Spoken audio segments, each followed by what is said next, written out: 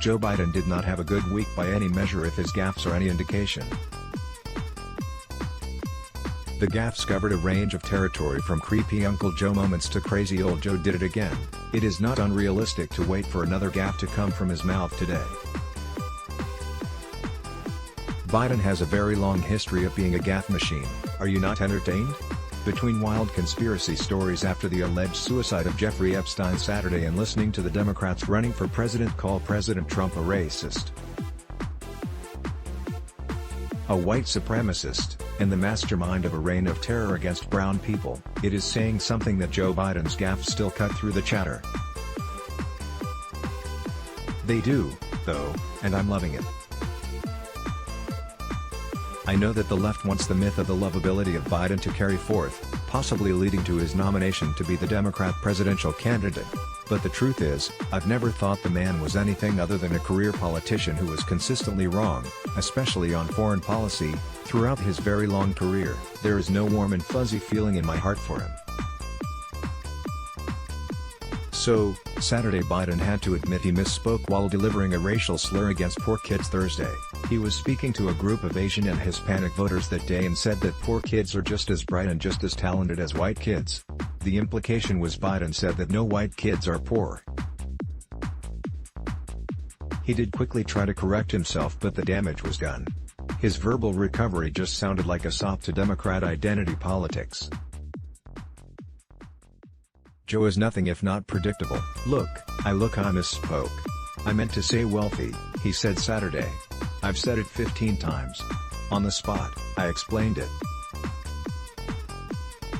That very second, I explained it, and so the fact of the matter is that I don't think anybody thinks that I meant anything other than what I said. He paused and then said with a chuckle, maybe I should stop. This I misspoke moment happened the same day he confused an actual meeting with Parkland kids as a private citizen with a fictional meeting with them as vice president. The Parkland school shooting happened on February 14, 2018. Biden left office January 20, 2017. He did travel to Washington, D.C., though to meet with a group of T90 gun activists on Capitol Hill on March 23, 2018. Oops. Biden was addressing a crowd of 700 people in Des Moines, Iowa at a forum sponsored by Everytown for Gun Safety Action, Mike Bloomberg's gun control pack. He also said, "We choose truth over facts," he said, when the line is usually "we choose truth over fiction," and promoted himself as President of the United States, according to the Daily Mail.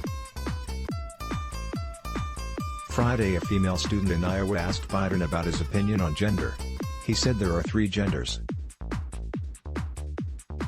Then, as she began to walk off, he grabbed her arm and mentioned that he was for gay marriage before other politicians, even Obama. My team just forwarded this video to me. Watch former Vice President Biden forcefully grab one of our young field staffers at yesterday's Iowa State Fair after she asked him how many genders there are. pic.twitter.com/1qmpjxchelso. Charlie Kirk, at CharlKirk11.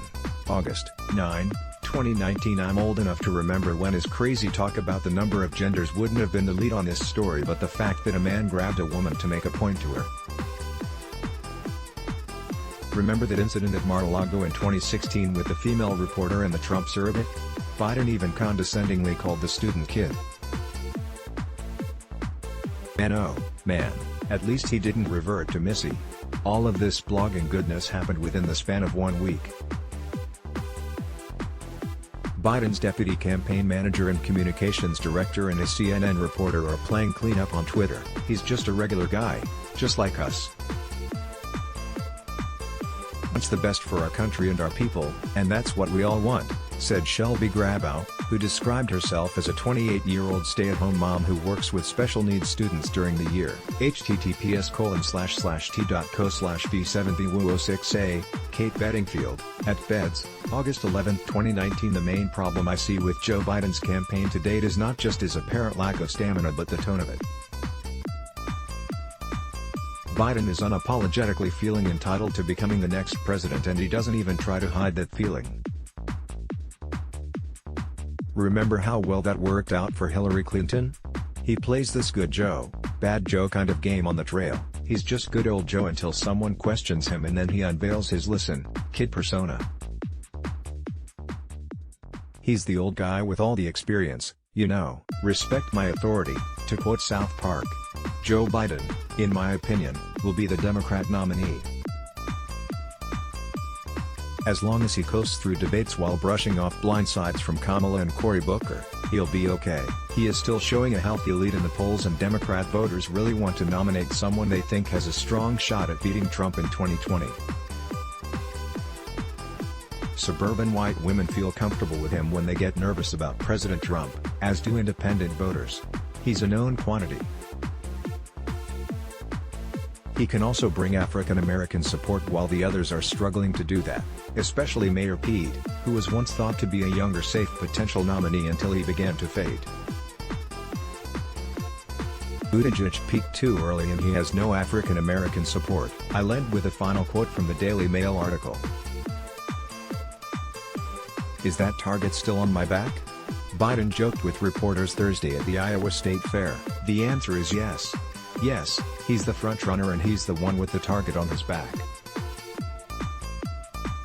We'll see if he has the stamina and desire for the office to hang in there until the end. Let's block ads. Why?